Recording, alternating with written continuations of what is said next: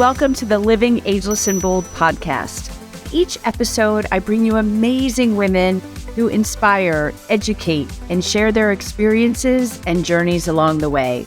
So grab a glass of wine or a cup of coffee, find a cozy spot, and let's relax and have some fun hearing what can be accomplished after 55. Hi, everybody. Welcome to this week's edition of Living Ageless and Bold. I'm really excited about today's interview. At 67, Venida Hudley left a billion-dollar software company to pursue her dreams. In December of 2022, at the age of 67, she made this big decision to retire. She was done, and she went on a year-long solo journey across Africa. And it's just unbelievable, everything. I can't wait for her to share all of this. She went to 12 countries, and in each one, she volunteered. And she did this for 335 consecutive days. So we have a lot of fun stuff to talk about. Welcome, Venida. Thank you so much. It's such a pleasure being with you today. Oh my gosh. Okay. So you have a good job, right? Life is great. You're working. I love my job. I've loved every job I've ever had, but yes, it's perfect for my personality, technology, sales, partnerships. Yes. And then what was it? What was that aha moment? You know, you've got a great job. You've worked quite a career. You're 67, but not a lot of 67-year-olds are going to just pack up and go to another country. It was not my plan. It was not something that I even came up with. It was 2020. During the pandemic, I was so sick of watching Netflix every day. And I said, this is just a waste of time. And so I started reading books. Christina, I wasn't an avid reader. I read now more than I did. But I read 9 books in 9 months, cover to cover. And I started to enjoy reading. And one of the books really inspired the trip. It was Alicia Keys's autobiography, More Myself.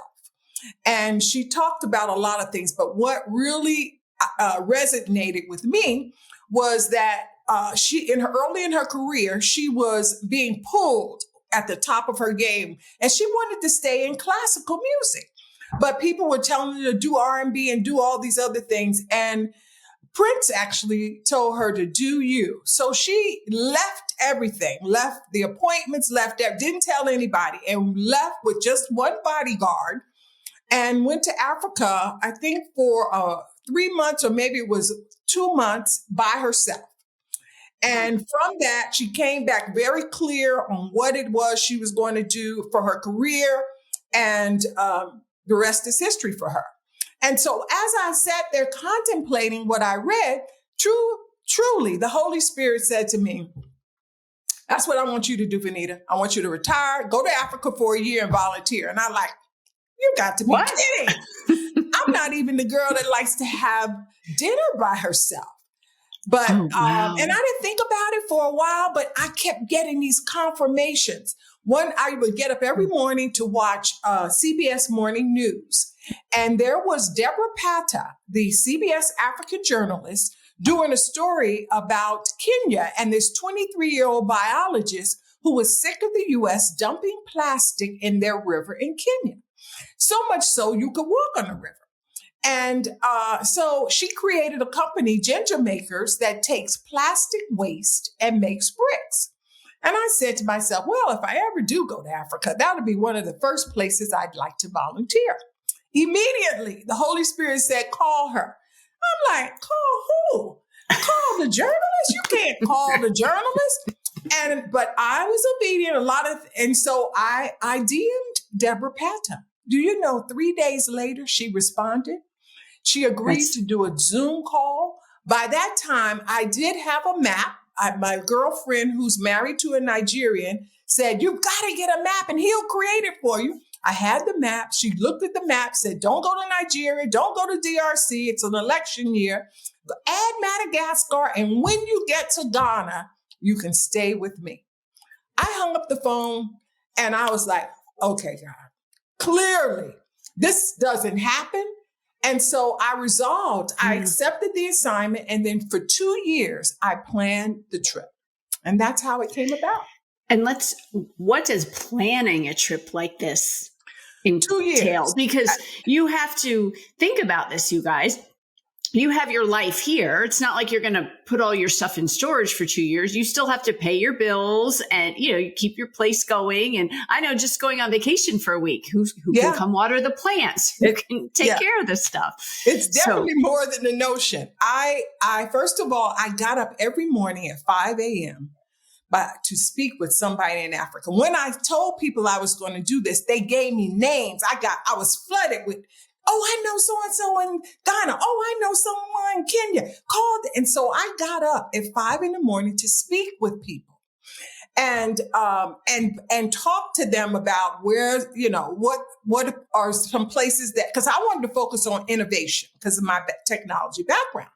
What are some good places for innovation? What are banks doing? What are schools and universities doing? And I didn't want to do traditional volunteering. I wanted to volunteer in universities, businesses, as well as nonprofits. So for 2 years, I got up every morning and I planned it. And that was the trip. And then I had to plan my packing. I researched how to pack. I researched what tools I needed, because I had never been to Africa and I didn't know the geography. So I had to research how to go from one country to the next, passports. I had to get 12 vaccinations and it was expensive. But, it was funny. I didn't have to use anybody's money. 5 years prior, my sister said, Venida, take $5,000 and invest in these 10 stocks. And I did. And by the time of the trip, I had $30,000. So I didn't even have to use my money. I used that $5,000. And that's what I used. So that's how it came about. So we went to Africa 2 years ago on an African safari. We went to Kenya and Tanzania, and it changed my life. And not only the beauty of the country and the animals, and we'll talk about it because in my research, you talked about meeting someone from the Maasai tribe, and we met a Maasai tribesman who I think Isaac, we're still connected on Instagram and Facebook. We talk all the time. But he was 27 and my son's 24 and my son was with us. So here I have my son who works on Wall Street in New York, which he did then. He got out of that crazy rat race. And then you have Isaac who grew up, to prove his manhood, they had to kill a lion, which they don't do anymore. He lost his best friend because his best friend speared the lion first, but didn't kill the lion. And the lion turned and mauled him.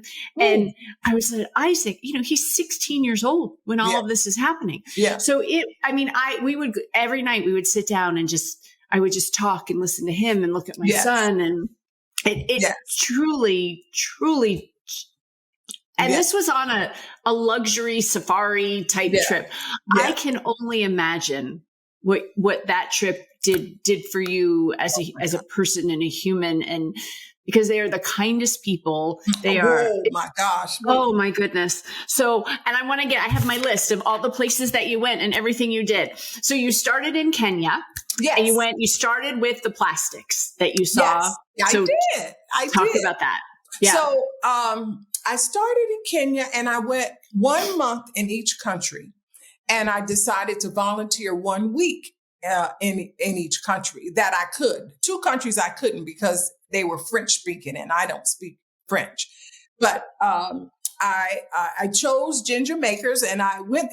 You'll be surprised. Even though I spoke with the volunteer places I had selected prior, when I got there, they didn't believe that I really was coming to volunteer. It's like, what do you want? And I didn't want anything. So for 3 days with them, the first days we sorted bricks. Then the next day we planted the bricks into the roads. And then the third day I did a sales class because technology sales, they were having trouble getting people to say yes. They customers would say, okay, I like it, I'll let you know. But I showed them how to close customers. And I actually did a live Instagram on that. So that was that. And I met so many people. I met, from a technology perspective, this young lady named Nellie Chaboy. And she happened to be CNN's 2021 Hero of the Year and Forbes 30 Under 30 list. She created Tech Lit Africa, where she's teaching fourth graders digital skills. And she's teaching, or actually fifth graders are building websites. Her desire is to end intergenerational poverty, because in Kenya, when people make money, they leave and they don't come back. Like if she could have gone and stayed. She was in the States. She got a scholarship in the States, and she could have stayed here and made a lot of money, but she chose to go back home. I met other businesses, this gentleman, because I went to the villages in Kenya where women it was a woman-only village in Samburu, Kenya. And they were there in that village because they were raped. And so after they're being raped, their husbands don't want them anymore. And so they would create a village of just women, but it was out in a very, very rural area with very little security. And so we worked with this company, a gentleman who actually lost his job and created a portable Wi-Fi vending machine. Can you believe it? A vending machine that you put coins in, and out of it, you get Wi-Fi for hours. And so that's in this we work to get those in those villages to have security. And we met, and then period poverty is a big issue there, where girls, when they get their period, stop going to school because they don't have sanitary products, things to go to school. So I met a woman by the name of Bastiba, or I know I want to butchering her name, but she created a Hottie reusable pads. And these pads last for a year. They're 4 in a pack. You can wash them. And now girls are going to school. But each place I found the innovation that I was looking for. In Kenya, they use something called M-Pesa. Did you use M-Pesa when you were there? M-Pesa it actually was awarded the 50th most influential project in the last 50 years, outpacing Google, Netflix, and the International Space Station. And what it is a money transfer system. But you don't need a bank, you don't need a smartphone, and you don't need Wi-Fi. It puts Venmo and Cash App to shame. And everybody Kenya uses it. People on the street to the president. It's amazing. So I was just thrilled at all of the innovation just in my first stop, Kenya. I know we've got so many more to go. We're not going to hit them all. I'll have to have you on again, but that's unbelievable. Yeah.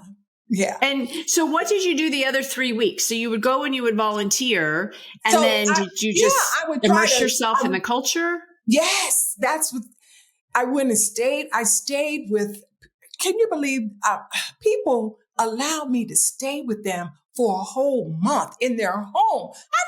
One lady who picked me up, her name is Mwende Bevy. And it just so happens my best friend is a transformational coach here in the States. She has a company called Aiming High. And she was facilitating a class. And Mwende was here from Kenya in the States at this class.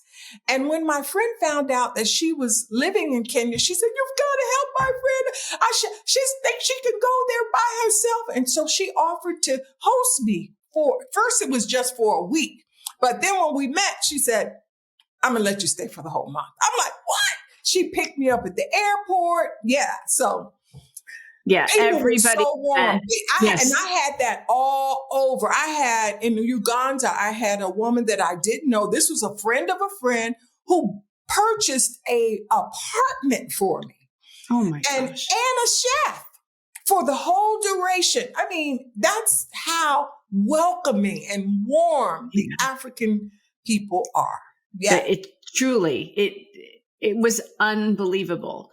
And it was so funny. Our last day, we had some time and we were driving, and the kids, they were on all these field trips, and we would stop and the kids would run up and they wanted to touch us and talk to us. And our tour guide said they don't see many white people. Oh.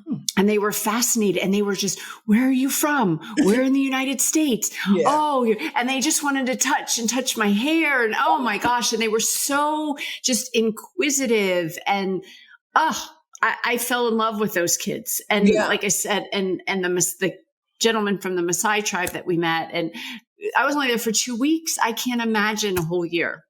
I tell you, it sticks with me. What each country was different. And people ask me all the time, what's my favorite? I don't have a favorite because I learned so much about myself from each country. Even the poorest country, Liberia, I learned so much.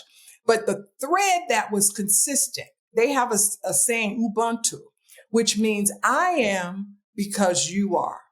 And that was what I felt everywhere I went. And in the US, we are so individualistic thinking, whereas they are very collective thinking. And so if I have food, you have food. I was in Rwanda, they call it Rwanda. I was there, and a young lady needed to pay her rent, and it was $35. So I said, "Oh, I got that. I'll pay your rent." And we walked outside, and there was this couple coming up the street. She gave them half of what I had given her. I said, "I thought you said you had to pay your rent." "I do, Venida, but God will provide." I'm like, oh my Lord. But that collective spirit, if I have food, you have food. Whatever, I would be in a grocery store, and they have grocery stores. Just some of the places I went, you would not know you were in Africa. It was just like I was in the States, especially in Zimbabwe.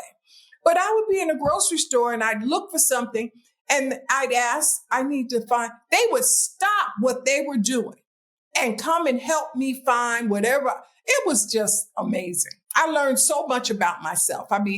Even in Liberia, where the electricity is not everywhere, mainly in hotels and restaurants, and even hot water is not prevalent. And I learned how to take a bath with cold water. I know a trick how to do it, so you learn you can live with a lot less than what you have. And yet I lived in mansions where people that let me stay there, the beautiful 4-story, like in Kenya, 4-story homes where I had my own bathroom. So it was nothing like what we read or what we think or what has been said about Africa. I found it to be so, so different on so many levels. Did you find that the countries, so I had to learn a lot about Africa. I kept saying, oh, Africa. And they're like, no, Africa is the continent. Yes. Kenya is its own country. Right. Tanzania is its own country. So right there was a big learning curve for 54 me. 54 countries. Right. Yeah. So what did you, were there a lot of big differences among all the different countries in Africa? I found if you food, Senegal, I found to be the best fresh fish because it was right there on the west and right out and much purer than our contaminated fish that we have in the United States, the fish. But I didn't speak the language. But I'm telling you, if you're looking for good food and beaches, Senegal is the place to go. Rwanda is landlocked, but did you know that because of the genocide, 70% of the population is under 30? And because most people don't have a mother and a father, they were passed away as part of the genocide. And so that's the fastest growing economy across Africa. It is the cleanest country across Africa. And there's all kinds of entrepreneur hubs there. So technology, startups are all big in Rwanda. In Uganda, there's thousands of motorcycles. Oh my goodness. And the young lady who I stayed with, Venida, I don't want you getting on those motorcycles because they'd have 4 people on a motorcycle going somewhere. Yes, we saw a lot of that. So scary. Yeah. But the businesses there, one gentleman said, Venida, Uganda has the most entrepreneur in the world. I said, how do you say that? Because there are no jobs. So you have to create your own business. And that's what happened. They have something called a Rolex. It's a delicious breakfast dish that is made with chapata and eggs. And it's so good. And they have stands everywhere. So people create their own businesses everywhere because there aren't jobs and there is not a lot of industry. Each country had something unique that I found. Ghana, of course, a lot of people familiar with Ghana and going there. But I mean, from a tourist perspective, you could see all of the monuments and the markets, the beautiful markets. But Kumasi is the cultural capital of Ghana. And that's where the kente cloth is traditionally made, and beautiful culture and markets there as well. Each country, was unique and different. And Madagascar was one that I hadn't planned on going to. And that was a recommendation from Deborah. The beautiful beaches and the sand that is white and just stretches for miles and miles. Yeah, each country was so different and unique. How did you get, I know when we traveled, you flew on these little airplanes, which is really scary because you're literally, it's a dirt field. And then your plane might not come get you. They're like, oh, don't worry, someone else will come pick you up. So is that how you traveled around, or did you go on luxury? Because I went on big planes. I did one way each way. So I flew from New York to Kenya, 13 hours. Yeah, on Kenyan Airlines. It was just like any other, and then one way to each country. The only on those little planes, like the little puddle jumpers. It was big planes. It was big planes. I didn't go on little planes except when I got to Madagascar, because Madagascar, within the country, you have to fly. The roads are not drivable. So I did get on little planes there, but that was pretty much, to go from one country to the next. I took major airlines there, ASKI or Kenya Airlines, Ethiopian Airlines. I primarily flew Ethiopian Airlines. Mm-hmm. Okay. Throughout, So what was your most rewarding volunteer experience that you did throughout that year? Oh, I did so well. I have so many because my focus was innovation, but I also have a passion for fashion. So I volunteered with a fashion designer who was participated in the New York Fashion Week, and was invited to Paris Fashion Week. And I ironed clothes. I did whatever she needed me to do, and that was the thrill of my life. It was wonderful. We did 2 or 3 fashion shows that weekend that I helped her. That was fun. I think the most memorable, though, I found the youth in Africa so intellectually astute. And I volunteered at a school, Davis College, and they have an incubator program for women. And I taught my girlfriend, as I said, is a transformational coach. And she does this course on mindset matters and core beliefs.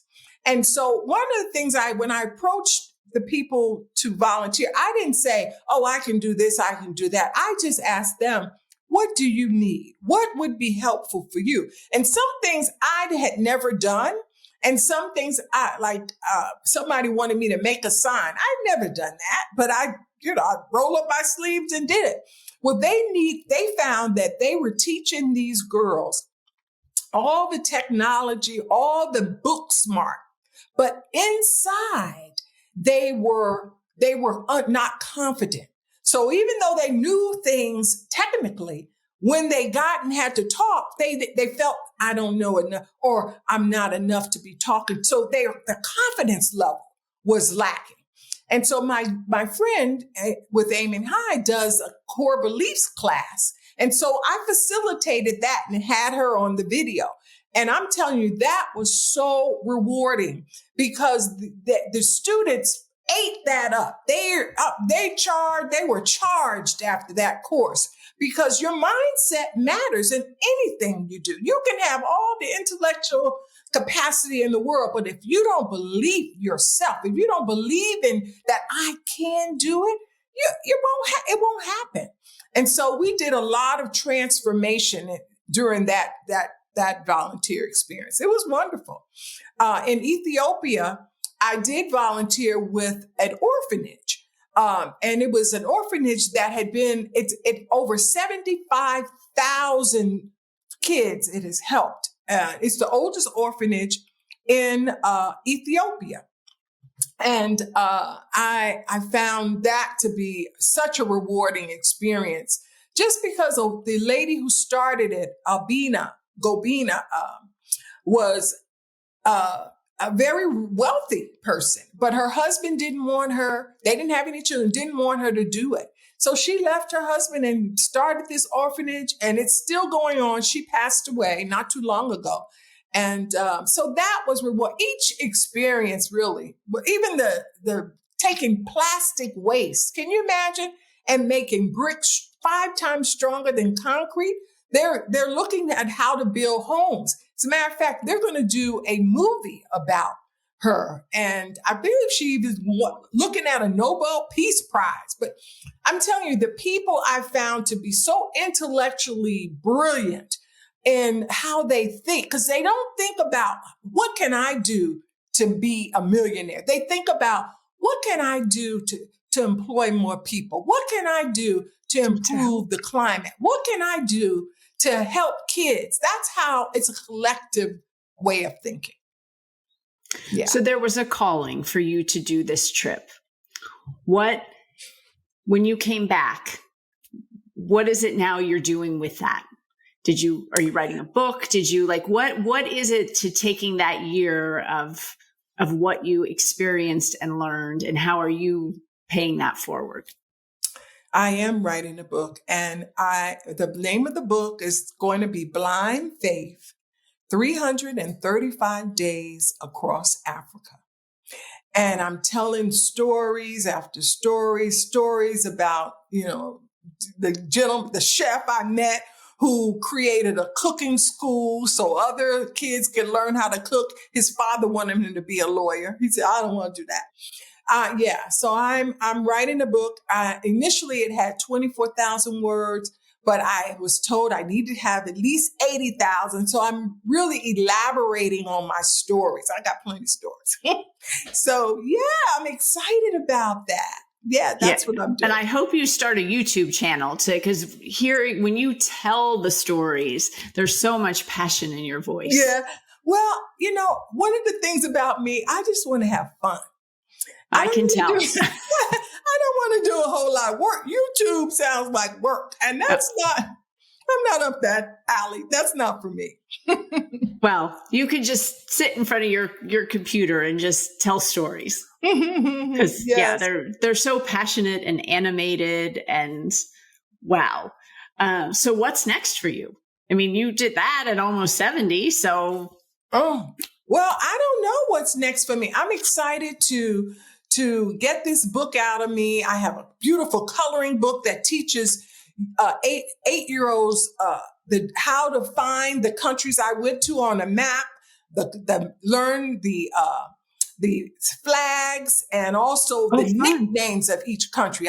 It's really beautiful coloring book. And I have so much content. I got to figure out what to do to merchandise that. Yeah. No, it's just it just takes guts to do it. I was just obedient, Christina. People say, "Oh, you're so brave." No, I have so many ways where God has spoken to me over the pivotal points in my life that it was clear, do this. And so I was obedient. That's what I would say. Wow. Wow. Okay. So having experienced this now in your life at almost 70, if you could go back and talk to 40-year-old Venida, 30-year-old Venida, what would you tell her? Don't get worried. I mean, when I was at IBM, I was, how long? I was with them 30 years, and just don't get upset about wherever you are. Don't allow wherever you are to make you think that it can't happen. Stay positive. Every experience is purposeful. I learned from every negative as well as positive experience. So every experience is purposeful. And just believe that too will happen for you. Oh. And then where can people find you, find out more about you, get the book someday when it's ready? Actually, I have a website that has a map, a directory of every single place I went in each country. It's Venida Discovers Africa 365. And you can see, when you're going to any of the 12 countries, I would suggest you look at that, and you'll find some great restaurants. You'll find some great tour places. Yeah, it's a good resource. Oh, it's great. It's free. And I have to say, the food in Africa, that's what everybody asks us. They're like, "Oh, what did you eat?" I'm like, "Oh, no, what did we eat?" The soups. Everybody makes soup. And it's, fish soup. The soups are delicious. Delicious. I did eat well. I lost weight though. I only ate 2 meals a day. And so I did lose weight, but I was full. Yeah. Jumbo rice and the food was delicious. I agree. So good. So good. So you guys who were listening and watching today, you see and hear how amazing this episode was. Please share it with your friends who need some excitement, inspiration. I can't wait to read the book, to hear all the stories of all the different countries and everything that you did. So Venida, thank you so much for joining me today. Thank you for asking me. I'm so excited. It was really fun. I enjoyed it as well.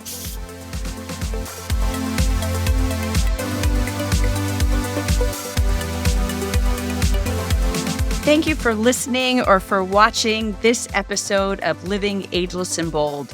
If you haven't already, please make sure you hit subscribe. And if you like the episode, I hope that you will give us a great review. You can also head over to livingagelessandbold.com and sign up for information, inspiration, and exclusive opportunities for us, women over 55. Thanks for listening. And remember, no matter what you do, keep living ageless and bold.